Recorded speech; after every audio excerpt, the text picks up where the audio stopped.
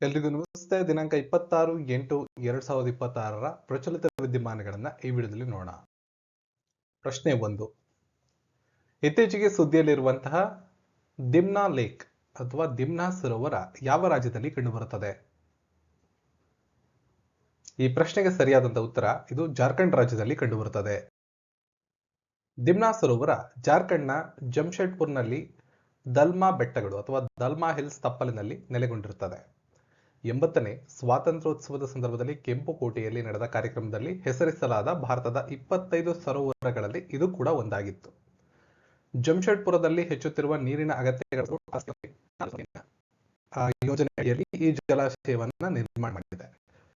ಇದರ ಸಂಗ್ರಹ ಸಾಮರ್ಥ್ಯ ಸುಮಾರು 7,500 ಮಿಲಿಯನ್ ಗ್ಯಾಲನ್ಗಳು. ಇದು ನೀರಿನ ಭದ್ರತೆ ಮತ್ತು ಪರಿಸರ ದೃಷ್ಟಿಯಿಂದ ಪ್ರಮುಖವಾಗಿದ್ದು ಮತ್ತು ಸಾಹಸ ಪ್ರಿಯರಿಗೂ ಜನಪ್ರಿಯ ತಾಣವಾಗಿದೆ ಅಂತ ಹೇಳ್ಬೋದು. ಮುಂದಿನ ಪ್ರಶ್ನೆ, 3D ಮುದ್ರಿತ ಬೋನ್ ಸ್ಕ್ಯಾಫೋಲ್ಡ್ಸ್ ಸಮುದ್ರ ಅರ್ಚಿನ್ನಿಂದ ಪ್ರೇರಿತ ಆಂಟಿಬಯೋಟಿಕ್ ರಹಿತ ಬ್ಯಾಕ್ಟೀರಿಯಾ ವಿರೋಧಿ ಲೇಪನ ಅಂದ್ರೆ ಆಂಟಿ ಬ್ಯಾಕ್ಟೀರಿಯಲ್ ಕರಿತೀವಿ. ಇದು ಈ ಪ್ರಶ್ನೆಗೆ ಸರಿಯಾದ ಉತ್ತರ ಐಐಟಿ ಮಂಡಿ. ಐಐಟಿ ಮಂಡಿಯ ಸಂಶೋಧಕರು 3D ಮುದ್ರಿತ ಪಾಲಿಲ್ಯಾಕ್ಟಿಕ್ ಆಸಿಡ್ ಅಂತ ಹೇಳ್ತೀವಿ PLA ಸ್ಕ್ಯಾಫೋಲ್ಡ್ಗಳಿಗಾಗಿ ಸಮುದ್ರ ಆರ್ಚಿನ್ನಿಂದ ಇದರಿಂದ ಪ್ರೇರಿತ ಆಂಟಿಬಯೋಟಿಕ್ ರಹಿತ ದ್ವಿಪದ ಬ್ಯಾಕ್ಟೀರಿಯಾ ವಿರೋಧಿ ಲೇಪನ dual layer anti bacterial coating ಅಂತ ಹೇಳ್ತೀವಿ ಇಂಗ್ಲಿಷ್ ಅಲ್ಲಿ. ಸೊ ಇದನ್ನ ಅಭಿವೃದ್ಧಿಪಡಿಸುತ್ತಾರೆ. ಈ ಲೇಪನದಲ್ಲಿ ಸೂಕ್ಷ್ಮ ಹೈಡ್ರಾಕ್ಸಿಪೈಡ್ಸ್ ಸೂಜಿಗಳು ಇದ್ದು ಅವು ಬ್ಯಾಕ್ಟೀರಿಯಾಗಳನ್ನ ಸಂಪರ್ಕವಾದಾಗ ಯಾಂತ್ರಿಕವಾಗಿ ಚುಚ್ಚಿ ನಾಶಪಡಿಸುತ್ತವೆ. ಇದು ಆಂಟಿಬಯೋಟಿಕ್ಗಳನ್ನ ಅವಲಂಬಿಸುವುದರಿಂದ ಆಂಟಿ ಮೈಕ್ರೋಬಿಯಲ್ ಪ್ರತಿರೋಧ ಅಪಾಯವನ್ನ ಕಡಿಮೆ ಮಾಡೋದಕ್ಕೆ ಸಹಾಯ ಆಗುತ್ತೆ. ನೆಕ್ಸ್ಟ್, 2027ನೇ ಸಾಲಿನ ಫಿಫಾ ಮಹಿಳಾ ವಿಶ್ವಕಪ್ಗೆ ಆತಿಥೇಯ ರಾಷ್ಟ್ರವಾಗಿ ಯಾವ ದೇಶವನ್ನ ಆಯ್ಕೆ ಮಾಡಲಾಗಿದೆ? ಇಂಪಾರ್ಟೆಂಟ್ ಕ್ವಶನ್, ಮುಂದಿನ ಬರುವಂತಹ ಕಾಂಪಿಟೇಟಿವ್ ಎಕ್ಸಾಮ್ಸ್ ಗಳಲ್ಲಿ ಕೇಳಬಹುದು. ಇತ್ತೀಚೆಗೆ ತಾನೇ ಫಿಫಾ ಪುರುಷರ ವಿಶ್ವಕಪ್ ಮುಕ್ತಾಯ ಆಗಿದೆ ಈ ವರ್ಷ. ಅದರ ಮೇಲೆ ಕ್ವಶನ್ಸ್ ಬಂದೇ ಬರ್ತವೆ. ಮುಂದಿನ ವರ್ಷದ ಆತಿಥೇಯ ರಾಷ್ಟ್ರಗಳ ಪಟ್ಟಿ ಅಂತ ಬಂದಾಗ ಅದರ ಮೇಲೂ ಕೂಡ ಕ್ವಶನ್ಸ್ ಬರೋ ಸಾಧ್ಯತೆ ಇರ್ತವೆ. ಸರಿಯಾದ ಉತ್ತರ ಬ್ರೆಜಿಲ್ ಆಗಿರುತ್ತೆ. ಬ್ರೆಜಿಲ್ ಅನ್ನ 2027ನೇ ಸಾಲಿನ ಮಹಿಳಾ ವಿಶ್ವಕಪ್ನ ಆತಿಥೇಯ ರಾಷ್ಟ್ರವಾಗಿ ಆಯ್ಕೆ ಮಾಡಲಾಗಿದ್ದು ಜೂನ್ 24ರಿಂದ 25 ಜುಲೈ 2027 ತನಕ ಈ ಒಂದು ಪಂದ್ಯಾವಳಿ ನಡೆಯುತ್ತೆ. ದಕ್ಷಿಣ ಅಮೆರಿಕಾದಲ್ಲಿ ಫಿಫಾ ಮಹಿಳಾ ವಿಶ್ವಕಪ್ ಇದೇ ಮೊದಲನೇ ಬಾರಿಗೆ ನಡೀತಾ ಇದೆ. ರಿಯೋ ಡಿ ಜನೈರೋ, ಬ್ರೆಜಿಲಿಯಾ, ಸಾವೋ ಪೌಲೋ ಮತ್ತು ಸಾಲ್ವಾಡಾರ್ ಸೇರಿದಂತೆ ಹಲವು ಪ್ರಮುಖ ನಗರಗಳಲ್ಲಿ ಬ್ರೆಜಿಲ್ನ ನಗರಗಳಲ್ಲಿ ಈ ಪಂದ್ಯಾವಳಿ ನಡೆಯುತ್ತೆ. ಇನ್ನು ರಿಯೋ ಡಿ ಜನೈರೋದಲ್ಲಿರುವ ಐತಿಹಾಸಿಕ ಮರಕನ ಕ್ರೀಡಾಂಗಣದ ಪ್ರಮುಖ ಪಂದ್ಯಗಳ ಆತಿಥ್ಯವನ್ನ ವಹಿಸಿಕೊಡುತ್ತೆ. ಸೊ ಈ ಮರಕಣ ಕ್ರೀಡಾಂಗಣ ಅಂತ ಏನ್ ಹೇಳ್ತೀವಿ, ಮರಕಣ ಸ್ಟೇಡಿಯಂ ರಿಯೋ ಡಿ ಜನೈರೋದಲ್ಲಿರುವಂತಹ ಒಂದು ಹಿಸ್ಟಾರಿಕಲ್ ಸ್ಟೇಡಿಯಂ ಆಗಿರುತ್ತೆ. ನೆಕ್ಸ್ಟ್ ಪ್ರಶ್ನೆ ಈ ತರ ಇದೆ. ಇತ್ತೀಚೆಗೆ ಭಾರತೀಯ ನೌಕಾಪಡೆಗೆ ಹಸ್ತಾಂತರಿಸಲಾದ INS ಮ್ಯಾಂಗ್ರೋಲ್ ಯಾವ ರೀತಿಯ ನೌಕೆಯಾಗಿದೆ? ಈ ಪ್ರಶ್ನೆಗೆ ಸರಿಯಾದ ಉತ್ತರ anti submarine warfare shallow water craft ಆಗಿರ್ತದೆ. INS ಮ್ಯಾಂಗ್ರೋಲ್ ಭಾರತೀಯ ನೌಕಾಪಡೆಗೆ ಹಸ್ತಾಂತರಿಸಲಾದ 3ನೇ ಸ್ವದೇಶಿ ಜಲಾಂತರ್ಗಾಮಿ ವಿರೋಧಿ ಅಲ್ಪ ಆಳದ ನೀರಿನ ನೌಕೆಯಾಗಿದೆ. ಇಂಗ್ಲಿಷ್ ಅಲ್ಲಿ ASW/SWC ಅಂತ ಹೇಳ್ತೀವಿ ಇದನ್ನ ಕೊಚ್ಚಿನ್ ಶಿಪ್ಯಾರ್ಡ್ ಲಿಮಿಟೆಡ್ ಸಂಸ್ಥೆ 8 ನೌಕೆಗಳ ಮಹಾ ಕ್ಲಾಸ್ ಯೋಜನೆಯಡಿ ನಿರ್ಮಾಣ ಮಾಡಿದ್ದಾರೆ. ಇದರಲ್ಲಿ ಬಳಸಿರತಕ್ಕಂತಹ ವಸ್ತುಗಳಲ್ಲಿ 80%ಗಿಂತ ಹೆಚ್ಚು ವಸ್ತುಗಳು ಸ್ವದೇಶಿ ಅಂಶಗಳನ್ನು ಹೊಂದಿದೆ ಅಂತ ಗಮನಿಸಬೇಕು. ಇದು ಜಲಾಂತರ್ಗಾಮಿ ವಿರೋಧಿ ಯುದ್ಧ, ನೀರೊಳಗಿನ ಕಣ್ಗಾವಲು, ಸಮುದ್ರ ಗಣಿಗಾರಿಕೆ ವಿರೋಧಿ ಕಾರ್ಯಾಚರಣೆ ಮತ್ತು ಕಡಿಮೆ ತೀವ್ರತೆಯ ಸಮುದ್ರ ಕಾರ್ಯಾಚರಣೆಗಳಿಗಾಗಿ ವಿನ್ಯಾಸ ಮಾಡಿರತಕ್ಕಂಥದ್ದಾಗಿದೆ. ಗುಜರಾತ್ನ ಜುನಾಗಢ ಜಿಲ್ಲೆಯ ಕರಾವಳಿ ಪಟ್ಟಣವಾದ ಮ್ಯಾಂಗ್ಲೋರ್ನ ಈ ನೌಕಾಪಡೆಗೆ ಇಡಲಾಗಿದೆ. ಇದು ವಾಟರ್ ರಕ್ಷಣಾ ವ್ಯವಸ್ಥೆ ಹೊಂದಿದ್ದು ಹೆಚ್ಚಿನ ಚುರುಕುತನವನ್ನ ಒದಗಿಸುತ್ತದೆ. ಸೋನಾರು, ರಡಾರು, ಟಾರ್ಪೆಡೋಗಳು, ಜಲಾಂತರ್ಗಾಮಿ ವಿರೋಧಿ ರಾಕೆಟ್ಗಳು, ಮೈನ್ ಅಳವಡಿಸುವ ಸಾಮರ್ಥ್ಯವನ್ನು ಕೂಡ ಇದು ಹೊಂದಿರುತ್ತೆ. 7 ತಿಂಗಳ ಪ್ರಚಲಿತ ವಿದ್ಯಮಾನಗಳ PDF ನಮ್ಮ ಹತ್ರ ಅವೈಲೇಬಲ್ ಇದೆ. ಬೇಕಾದವರು ವಾಟ್ಸಪ್ ಮಾಡಿ ಪೇಮೆಂಟ್ ಅನ್ನ ಮಾಡಿ PDF ನೋಟ್ಸ್ ಅನ್ನ ಪಡ್ಕೋಬಹುದು. ನೆಕ್ಸ್ಟ್ ಸ್ಟೇಟ್ಮೆಂಟ್ ಕ್ವಶನ್ಸ್ ಇಂಪಾರ್ಟೆಂಟ್ ಆಗಿರುತ್ತೆ ಮುಂದೆ ಬರುವಂತಹ ಸ್ಪರ್ಧಾತ್ಮಕ ಪರೀಕ್ಷಾ ದೃಷ್ಟಿಯಿಂದ, ಜೊತೆಗೆ ನೀವು ಇನ್ಫಾರ್ಮೇಶನ್ ತಿಳ್ಕೊಳ್ಳೋ ದೃಷ್ಟಿಯಿಂದ. ಭಾರತದ ಕೇಂದ್ರ ಕ್ರೀಡಾ ಸಚಿವಾಲಯ 20ನೇ ಏಷ್ಯನ್ ಗೇಮ್ಸ್ಗಾಗಿ 492 ಕ್ರೀಡಾಪಟುಗಳನ್ನ ಒಳಗೊಂಡಿರುವ ಅಧಿಕೃತ ಭಾರತೀಯ ತಂಡವನ್ನ ಪ್ರಕಟ ಮಾಡಿದೆ. ರೀಸೆಂಟ್ ಸುದ್ದಿ ಇದು. 20ನೇ ಏಷ್ಯನ್ ಗೇಮ್ಸ್ನ ಜಪಾನ್ನ ಅಚಿ ನಗೋಯಾ ನಗರದಲ್ಲಿ ಆಯೋಜನೆ ಮಾಡಲಾಗುತ್ತೆ. ಏಷ್ಯನ್ ಗೇಮ್ಸ್ ಸೆಪ್ಟೆಂಬರ್ 19ರಿಂದ ಅಕ್ಟೋಬರ್ 4ರವರೆಗೆ ನಡೆಯುತ್ತೆ. ಇದರ ಧ್ಯೇಯವಾಕ್ಯ ಇಮ್ಯಾಜಿನ್ ಒನ್ ಏಷ್ಯಾ ಅನ್ನೋದಾಗಿದೆ. ಜಪಾನ್ ದೇಶ ಏಷ್ಯನ್ ಗೇಮ್ಸ್ ಅನ್ನ 3ನೇ ಬಾರಿಗೆ ಆಯೋಜನೆ ಮಾಡ್ತಿದ್ದು, ಈ ಹಿಂದೆ 1958ರಲ್ಲಿ ಟೋಕಿಯೋದಲ್ಲಿ ಮತ್ತು 94ರಲ್ಲಿ ಹಿರೋಶಿಮಾದಲ್ಲಿ ಈ ಕ್ರೀಡಾಕೂಟವನ್ನು ಆಯೋಜನೆ ಮಾಡಿದ್ವು. ಇದು ಮುಂದೆ ಬರುವಂತಹ 20ನೇ ಏಷ್ಯನ್ ಗೇಮ್ಸ್ಗೆ ಸಂಬಂಧಪಟ್ಟಂತೆ ಸ್ಟೇಟ್ಮೆಂಟ್ಸ್ ಆಗಿರ್ತವೆ. ಇದನ್ನ ಇನ್ಫಾರ್ಮೇಶನ್ ರೀತಿಯಲ್ಲಿ ಕೂಡ ನೀವು ನೋಡ್ಕೋಬಹುದಾಗಿರುತ್ತೆ. ಇದಕ್ಕೆ ಸರಿಯಾದ ಉತ್ತರ ಮೇಲಿನ ಎಲ್ಲವು. ಸೊ 20ನೇ ಏಷ್ಯನ್ ಗೇಮ್ಸ್ ಜಪಾನ್ನ ಐಚಿ ನಗೋಯಾ ನಗರದಲ್ಲಿ ಆಯೋಜನೆ ಮಾಡ್ತಾರೆ. ಸೆಪ್ಟೆಂಬರ್ 19ರಿಂದ ಅಕ್ಟೋಬರ್ 4ರವರೆಗೆ ನಡೆಯುತ್ತೆ. ಅಧಿಕೃತವಾದ ಧ್ಯೇಯವಾಕ್ಯ imagine on Asia. Important statements ಇವೆಲ್ಲ. ಎಕ್ಸಾಮ್ ಅಲ್ಲಿ ಇದ್ರ ಸಿಂಗಲ್ ಸ್ಟೇಟ್ಮೆಂಟ್ ಮೇಲೆ ಕ್ವಶನ್ಸ್ ಬರೋ ಸಾಧ್ಯತೆ ಇರ್ತದೆ.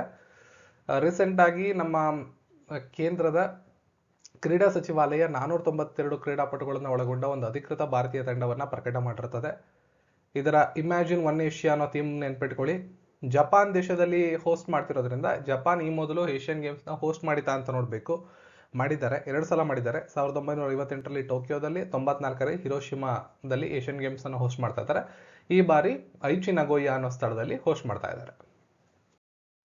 ನೆಕ್ಸ್ಟ್ ಇಂಪಾರ್ಟೆಂಟ್ ಆಗಿರುವಂತಹ ಸ್ಟೇಟ್ಮೆಂಟ್ಸ್ಗಳು ಮತ್ತೆ ನೋಡೋಣ.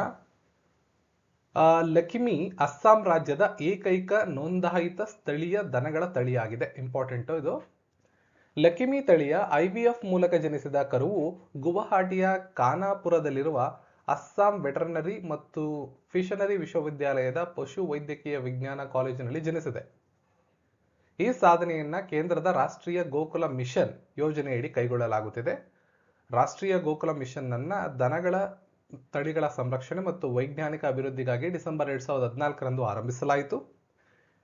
ಲಕಿಮಿ ತಳಿಯಲ್ಲೇ ಜಗತ್ತಿನಲ್ಲೇ ಮೊದಲನೇ ಬಾರಿಗೆ IVF ತಂತ್ರಜ್ಞಾನದ ಮೂಲಕ ಯಶಸ್ವಿಯಾಗಿ ಕರುವನ್ನ ಜನಿಸುವಂತೆ ಮಾಡಲಾಗಿದೆ. ಇದು ಲಕಿಮಿ ಅನ್ನೋ ಒಂದು ಅಧಿಕೃತವಾದಂತಹ ಒಂದು IVF ತಳಿ ಏನಿದೆ ಅದಕ್ಕೆ ಸಂಬಂಧಪಟ್ಟಂಗೆ ಅದಕ್ಕೆ ರಿಲೇಟೆಡ್ ಆಗಿ ಇನ್ಫಾರ್ಮೇಶನ್ಸ್ ಅನ್ನು ಹೇಳ್ಕೊಟ್ಟಿದ್ದಾರೆ. ಇಲ್ಲಿ 5ಕ್ಕೆ 5 ಸರಿ ಇದೆ. ಇದು ಮುಂದೆ ಬರುವ ದಿನಗಳಲ್ಲಿ ಸಿಂಗಲ್ ಕ್ವಶನ್ಸ್ ಆಗೋ ಬರ್ಬೋದು, ಸ್ಟೇಟ್ಮೆಂಟ್ ಕ್ವಶನ್ಸ್ ಆಗೋ ಕೂಡ ಬರ್ಬೋದಾಗಿರುತ್ತೆ. ಲಕಿಮಿ ಅನ್ನೋದು ಯಾವ ರಾಜ್ಯಕ್ಕೆ ಸಂಬಂಧಪಟ್ಟಿರ್ತದೆ? ಅಸ್ಸಾಂ ರಾಜ್ಯಕ್ಕೆ ಸಂಬಂಧಪಟ್ಟಿದೆ. ಅಸ್ಸಾಂ ರಾಜ್ಯದ ಏಕೈಕ ನೋಂದಾಯಿತ ಸ್ಥಳೀಯ ದನಗಳ ತಳಿ. ಕೆಲವೊಂದು ಟೈಮ್ ಎಕ್ಸಾಮ್ ಅಲ್ಲಿ ಏನ್ ಮಾಡ್ತಾರೆ, ಲಕಿಮಿ ಎನ್ನುವುದು ಯಾವುದಾಗಿದೆ ಅಂತ ಕೊಟ್ಬಿಡ್ತಾರೆ. ಹಸುವಿನ ತಳಿ, ದನದ ತಳಿ, ಹುಲಿಯ ತಳಿ, ಈ ತರ ನಿಮ್ಗೆ ಕ್ವಶನ್ಸ್ ಅನ್ನ ಸ್ಟ್ರೈಟ್ ಫಾರ್ವರ್ಡ್ ಕ್ವಶನ್ಸ್ ಅನ್ನ ಎಕ್ಸಾಮ್ ಅಲ್ಲಿ ಕೊಡೋಲ್ಲ. ಕ್ವಶನ್ ಪ್ಯಾಟರ್ನ್ ಅನ್ನ ಹೊಸ ರೀತಿಯಲ್ಲಿ ಕೊಡೋದಕ್ಕೆ ಟ್ರೈ ಮಾಡ್ತಾರೆ. ಹಾಗಾಗಿ ಲಕಿಮಿ ಅನ್ನೋದು ಏನು ಅಂತ ಗೊತ್ತಿರ್ಬೇಕು ನಿಮ್ಗೆ. ಇದೊಂದು ದನಗಳ ತಳಿ, ಅಸ್ಸಾಂ ರಾಜ್ಯದಲ್ಲಿದೆ. ಅಸ್ಸಾಂನ ಏಕೈಕ ನೋಂದಾಯಿತ ಸ್ಥಳೀಯ ತಳಿ ಇದು. ಸೊ IVF ಮೂಲಕ ಜನಿಸಿದ ಲಕಿಮಿ ಕರುವು ಗುವಾಹಟಿಯ ಖಾನಾಪುರದಲ್ಲಿರುವ ಅಸ್ಸಾಂ ವೆಟರ್ನರಿಯಲ್ಲಿ ಒಂದು ವಿಜ್ಞಾನ ಕಾಲೇಜಿನಲ್ಲಿ ಜನಿಸಿರ್ತಕ್ಕಂಥದ್ದು. ಅದರ ಸ್ಥಳ ಎಲ್ಲಿ ಅಂತ ಇದನ್ನು ಕೊಟ್ಟಿದ್ದಾರೆ. ಸೊ ಇದು ಯಾವ ಅಂಡರ್ ಅಲ್ಲಿ ಬರುತ್ತೆ? ಈ ಸಾಧನೆಯನ್ನ ಯಾವ ಕೇಂದ್ರ ಸಚಿವಾಲಯದ ಅಂಡರ್ ಅಲ್ಲಿ ಮಾಡಿದ್ದಾರೆ ಅಂದ್ರೆ ಕೇಂದ್ರ ಸರ್ಕಾರದ ರಾಷ್ಟ್ರೀಯ ಗೋಕುಲ ಮಿಷನ್ ಅಡಿಯಲ್ಲಿ ಇದನ್ನ ಮಾಡಲಾಗಿದೆ. ಹಾಗಾದ್ರೆ ರಾಷ್ಟ್ರೀಯ ಗೋಕುಲ ಮಿಷನ್ ಅಂದ್ರೆ ಏನು ಅಂತ ಗೊತ್ತಿರಬೇಕು. ಇದು ದನಗಳ ತಳಿಗಳ ರಕ್ಷಣೆ ಮಾಡೋದಕ್ಕೋಸ್ಕರ ಡಿಸೆಂಬರ್ 2014ರಂದು ಪ್ರಾರಂಭ ಮಾಡಲಾಗಿರ್ತಕ್ಕಂಥದ್ದು. ಈ ಉದ್ದೇಶವನ್ನು ಇಟ್ಕೊಂಡು ಮಾಡಿರ್ತಕ್ಕಂಥದ್ದು. ಸೊ ಇದಿಷ್ಟು ಗೊತ್ತಾದ್ಮೇಲೆ ಇನ್ನು ಲಕಿಮಿ ತಳಿ IVF ತಂತ್ರಜ್ಞಾನದ ಮೂಲಕ ಜಗತ್ತಿನಲ್ಲೇ ಮೊದಲನೇ ಬಾರಿಗೆ ಯಶಸ್ವಿಯಾಗಿ ಕರುವನ್ನು ಜನಿಸುವಂತೆ ಮಾಡಲಾಗಿದೆ. ಇದೊಂದು ಐತಿಹಾಸಿಕ ಸಾಧನೆ ಅಂತ ಹೇಳ್ಬೋದು. ನೆಕ್ಸ್ಟ್ ಕ್ವಶನ್ ನೋಡಿ. ಭಾರತೀಯ ಕೃಷಿ ಸಂಶೋಧನಾ ಮಂಡಳಿಗೆ ಸಂಬಂಧಪಟ್ಟಂಗೆ ಸ್ಟೇಟ್ಮೆಂಟ್ ಇವೆ. ಭಾರತೀಯ ಕೃಷಿ ಸಂಶೋಧನಾ ಮಂಡಳಿ ICAR ಅಂತ ಹೇಳ್ತೀವಿ. ಅಡಿಯಲ್ಲಿರುವ ಭಾರತೀಯ ಪಶು ವೈದ್ಯಕೀಯ ಸಂಶೋಧನಾ ಸಂಸ್ಥೆ IVRI ಸಂಶೋಧಕರು ಆಫ್ರಿಕನ್ ಸ್ಪೈನ್ ಫೀವರ್ ವಿರುದ್ಧ ಭಾರತದ ಮೊದಲ ಸ್ವದೇಶಿ ಲೈವ್ ಆಂಟೆನೋವೆಟೆಡ್ ಲಸಿಕೆಯನ್ನು ಅಭಿವೃದ್ಧಿಪಡಿಸಿದ್ದಾರೆ. ಆಫ್ರಿಕನ್ ಸ್ಟ್ರೈನ್ ಫೀವರ್ ಭಾರತದಲ್ಲಿ ಹಂದಿ ಸಾಕಾಣಿಕೆದಾರರಿಗೆ ದೊಡ್ಡ ಪ್ರಮಾಣದಲ್ಲಿ ಆರ್ಥಿಕ ನಷ್ಟವನ್ನು ಉಂಟು ಮಾಡುವ ತೀವ್ರವಾದ ಸಾಂಕ್ರಾಮಿಕ ವೈರಲ್ ರೋಗವಾಗಿದೆ. ಇನ್ನು ASF ಅಂತ ಹೇಳಿದ್ರೆ ನೀವು ಇದನ್ನ ನೆನ್ಪಿಟ್ಕೋಬೇಕು. ASF ಅಂತ ಹೇಳಿದ್ರೆ ಆಫ್ರಿಕನ್ ಸ್ಟ್ರೈನ್ ಫೀವರ್ ಅಂತ. ಈ ರೋಗವು ಆಫೆರವಿಡಿಯಾ ಕುಟುಂಬಕ್ಕೆ ಸೇರಿದ DNA ವೈರಾಣುವಿನಿಂದ ಉಂಟಾಗುತ್ತದೆ. ಈ ಸೋಂಕಿಗೆ ಒಳಗಾದ ಹಂದಿಗಳಲ್ಲಿ ಮರಣದ ಪ್ರಮಾಣವು ಕೆಲವು ಸಂದರ್ಭಗಳಲ್ಲಿ 100% ತಲುಪುತ್ತೆ. ಅಂದ್ರೆ ಉಳಿಯೋ ಸಾಧ್ಯತೆಗಳು ತುಂಬಾ ಕಡಿಮೆ. ನೆಕ್ಸ್ಟ್ ICAR IVRI ಪ್ರಧಾನ ಕಚೇರಿ ಉತ್ತರ ಪ್ರದೇಶದ ಇಜತ್ ನಗರದ ಬರೇಲಿಯಲ್ಲಿದೆ. ಸ್ಟೇಟ್ಮೆಂಟ್ಸ್ ಗಳನ್ನ ಓದ್ಕೊಂಡಿದ್ದೀರಾ. ನಾನು ನಿಮಗೆ ಇಲ್ಲಿ ನೆನ್ನೆ ವಿಡಿಯೋದಲ್ಲಿ ಕೂಡ ಕ್ಲಿಯರ್ ಮಾಡಿದ್ದೀನಿ. ಇಲ್ಲಿ ಸ್ಟೇಟ್ಮೆಂಟ್ ವೈಸ್ ನಿಮಗೆ ಇನ್ಫಾರ್ಮೇಶನ್ ಕೊಡಕ್ಕೆ ಟ್ರೈ ಮಾಡಿರೋದ್ರಿಂದ ಕೊಟ್ಟಿರುವಂಥ ಯಾವುದೇ ಸ್ಟೇಟ್ಮೆಂಟ್ಸ್ಗಳನ್ನ ಮಿಸ್ಟೇಕ್ ಮಾಡೋದಿಲ್ಲ ನಾನು. ಎಕ್ಸಾಮ್ಸಲ್ಲಿ ಈ ಥರ ಆಗೋದಿಲ್ಲ. ಈಗ 5 ಸ್ಟೇಟ್ಮೆಂಟ್ ಕೊಟ್ಟರೆ ಮೇಲಿನ ಹೇಳಿಕೆಗಳಲ್ಲಿ ಯಾವ ಹೇಳಿಕೆ ಸರಿಯಾಗಿದೆ ಅಂದ್ಬಿಟ್ಟು ಆಪ್ಷನ್ಸ್ ಕೊಟ್ಟಿರ್ತಾರೆ. ಆವಾಗ ಈ ಥರನೂ ಕೊಡ್ಬೋದು, 1 ಮತ್ತು 2 ಮಾತ್ರ, 3 ಮತ್ತು 4 ಮಾತ್ರ, ಈ ಥರ ಕೊಡ್ಬೋದು. ಅಥವಾ ಮೇಲೆ 2 ಹೇಳಿಕೆಗಳು ಮಾತ್ರ ಸರಿಯಾಗಿವೆ, 3 ಹೇಳಿಕೆಗಳು ಮಾತ್ರ ಸರಿಯಾಗಿವೆ, ಎಲ್ಲ ಹೇಳಿಕೆಗಳು ಸರಿಯಾಗಿವೆ, ಕೇವಲ 1 ಹೇಳಿಕೆ ಸರಿಯಾಗಿದೆ ಅಂತ ಕೊಡ್ಬೋದು. ಅಥವಾ ತಪ್ಪಾದ ಹೇಳಿಕೆಯನ್ನು ಗುರುತಿಸಿ ಅಂತ ಹೇಳ್ಬೋದು. ನೆಗೆಟಿವ್ ವೇಯಲ್ಲಿ ಕ್ವಶನ್ಸ್ ಅನ್ನ ಕೇಳ್ತಾರೆ. ಕೆಲವೊಂದು ಟೈಮ್ ಏನು ಮಾಡ್ತಾರೆ, ಸ್ಟೇಟ್ಮೆಂಟಲ್ಲಿ ಒಂದೇ ಒಂದು ತಪ್ಪಾಗಿರುವಂಥ ಹೇಳಿಕೆ ಅವರೇ ಕೊಟ್ಬಿಟ್ಟಿರ್ತಾರೆ. ಕೆಳಕಂಡ ಹೇಳಿಕೆಗಳಲ್ಲಿ ಯಾವುದು ತಪ್ಪಾಗಿದೆ ಗುರುತಿಸಿ ಅಂತ ಕೊಟ್ಬಿಡ್ತಾರೆ. ಅದಕ್ಕೂ ಕೂಡ ನಿಮಗೆ ಈ ಥರ ಆಪ್ಷನ್ಸ್ ಕೊಡ್ಬೋದು. ಅಥವಾ ನಾನು ಹೇಳ್ದಂಗೆ ಕೇವಲ 1 ಹೇಳಿಕೆ ತಪ್ಪಾಗಿದೆ, 2 ಹೇಳಿಕೆ ತಪ್ಪಾಗಿದೆ, ಈ ಥರ ಕೂಡ ಕೇಳ್ಬೋದಾಗಿರುತ್ತೆ. ಸೊ ಇನ್ಫಾರ್ಮೇಶನ್ ಕೊಡೋ ಉದ್ದೇಶದಿಂದ ಇಲ್ಲಿ ಈ ಥರ ಮಾಡ್ತಾ ಇದ್ದೀನಿ.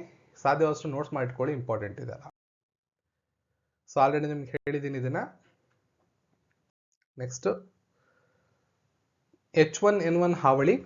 ದೇಶದಲ್ಲಿ H1N1 ಇನ್ಫ್ಲೂಯೆನ್ಸಾ ವೈರಸ್ ಅಂದ್ರೆ ಹಂದಿ ಜ್ವರ ಅಂತ ಸಾಮಾನ್ಯವಾಗಿ ಹೇಳ್ತೀವಿ. ಈ ಪ್ರಕರಣಗಳ ಸಂಖ್ಯೆ ತೀವ್ರವಾಗಿ ಏರಿಕೆಯಾಗಿದೆ.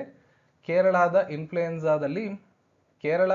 ಇನ್ಫ್ಲೂಯೆನ್ಸಾ 7421 ಪ್ರಕರಣಗಳನ್ನು ದಾಖಲು ಮಾಡಿಕೊಂಡಿದೆ. 88 ಮಂದಿ ಪ್ರಾಣವನ್ನು ಕಳ್ಕೊಂಡಿದ್ದಾರೆ. ಕರ್ನಾಟಕದಲ್ಲಿ 4000, ದೆಹಲಿಯಲ್ಲಿ 1777 ರೋಗಿಗಳಲ್ಲಿ H1N1 ರೋಗ ದೃಢಪಟ್ಟಿರೋದು ಆತಂಕಕ್ಕೆ ಎಡೆಮಾಡಿಕೊಟ್ಟಿದೆ. ಇನ್ನು ಕೇಂದ್ರ ಆರೋಗ್ಯ ಸಚಿವರಾದ JP ನಡ್ಡಾ ಅವರು ಆಗಸ್ಟ್ 21ರಂದು ಉನ್ನತ ಮಟ್ಟಗಳ ಸಭೆಯನ್ನು ನಡೆಸಿ ಪರಿಸ್ಥಿತಿಯನ್ನು ಅವಲೋಕನ ಮಾಡಿರ್ತಾರೆ. ಹಂದಿ ಮಾಂಸ ಸೇವಿಸುವುದರಿಂದಾಗಲಿ ಅಥವಾ ಹಂದಿಗಳ ಸಂಪರ್ಕದಿಂದಾಗಲಿ ಈ ವೈರಸ್ ಹರಡುವುದಕ್ಕೂ ಯಾವುದೂ ಸಂಬಂಧ ಇಲ್ಲ ಅಂತ ಆರೋಗ್ಯ ಸಂಸ್ಥೆಗಳು ಸ್ಪಷ್ಟೀಕರಣವನ್ನು ಕೊಟ್ಟಿರ್ತವೆ. ಸೊ ಇದ್ರ ಮೇಲೆ ಆರ್ಟಿಕಲ್ಗಳನ್ನು ನಾನು ಟೆಲಿಗ್ರಾಮಲ್ಲಿ ಪೋಸ್ಟ್ ಮಾಡಿದ್ದೀನಿ. ಅಂದರೆ ಇದರ ಲಕ್ಷಣಗಳು ಹೇಗಿರ್ತವೆ, ಯಾವ ಥರ ಹುಷಾರಾಗಿರಬೇಕು ಅನ್ನೋದ್ರ ಮೇಲೆ ದಯವಿಟ್ಟು ಅದನ್ನು ವೆಬ್ಸೈಟಲ್ಲಿ ಅಥವಾ ನಮ್ಮ ಟೆಲಿಗ್ರಾಮಲ್ಲಿ ಹೋಗಿ ನೋಡ್ಕೊಳ್ಳಿ. ಇನ್ನು ಸಾಮಾನ್ಯ ಜ್ಞಾನದ ಒಂದಿಷ್ಟು ಕ್ವಶನ್ಸ್ಗಳು ಈ ಸೈಡ್ ಇದೆ. ವಿಡಿಯೋನ ಪಾಸ್ ಮಾಡಿ ಇದನ್ನು ರಿವಿಷನ್ ಪರ್ಪಸ್ಗೆ ನೀವು ಓದ್ಕೋಬೋದಾಗಿರುತ್ತೆ. ವಿಶ್ವದ ಮೊದಲ IVF ಕರು, ಈಗ ತಾನೇ ನಿಮ್ಗೆ ಹೇಳಿದ್ದೀನಲ್ಲ, ಇಲ್ಲಿ ಒಂದು ಸ್ಟೇಟ್ಮೆಂಟ್ ಕ್ವಶನ್ಸ್ಗಳಲ್ಲಿ ಕೂಡ ನಿಮಗೆ ಅದನ್ನು ತಿಳಿಸಿದ್ದೀನಿ. ಇಲ್ಲಿ ಭಾವಚಿತ್ರವನ್ನು ನೋಡ್ಬೋದಾಗಿರ್ತದೆ. ಲಕಿಮಿ ಅಂತ ಈ ತಳಿ ವಿಶ್ವದ ಮೊದಲ IVF ಹೆಣ್ಣು ಕರು. ಇಲ್ಲಿ ಕರುವನ್ನು ನೀವು ಗಮನಿಸ್ಬೋದು. ಈ ಮೂಲಕ ಅಸ್ಸಾಂ ರಾಜ್ಯವು ಪಶುಸಂಗೋಪನೆ ಮತ್ತು ಜೈವಿಕ ತಂತ್ರಜ್ಞಾನ ಕ್ಷೇತ್ರದಲ್ಲಿ ಅಪಾರವಾದ ಸಾಧನೆಯನ್ನು ಮಾಡಿರ್ತದೆ. ಸೊ ಈ ಕ್ವಶನ್ ಬಗ್ಗೆ ಆಲ್ರೆಡಿ ವಿವರಿಸಿರೋದ್ರಿಂದ ಈ ಆರ್ಟಿಕಲ್ನ ನಾನು ಮತ್ತೆ ಓದಕ್ಕೆ ಹೋಗೋದಿಲ್ಲ. ಟೆಲಿಗ್ರಾಮಲ್ಲಿ ಆ್ಯಡ್ ಮಾಡಿರ್ತೀನಿ, ಹೋಗಿ ನೋಡ್ಕೊಳ್ಳಿ. ಇನ್ನು ಈ ವಿಡಿಯೋ ಇಷ್ಟ ಆಗಿದ್ರೆ ಲೈಕ್ ಮಾಡಿ, ಶೇರ್ ಮಾಡಿ, ಚಾನಲ್ನ ಸಬ್ಸ್ಕ್ರೈಬ್ ಮಾಡಿ. ಸಿಗೋಣ ಮತ್ತೊಂದು ವಿಡಿಯೋದೆಲ್ಲರಿಗೂ ಧನ್ಯವಾದಗಳು.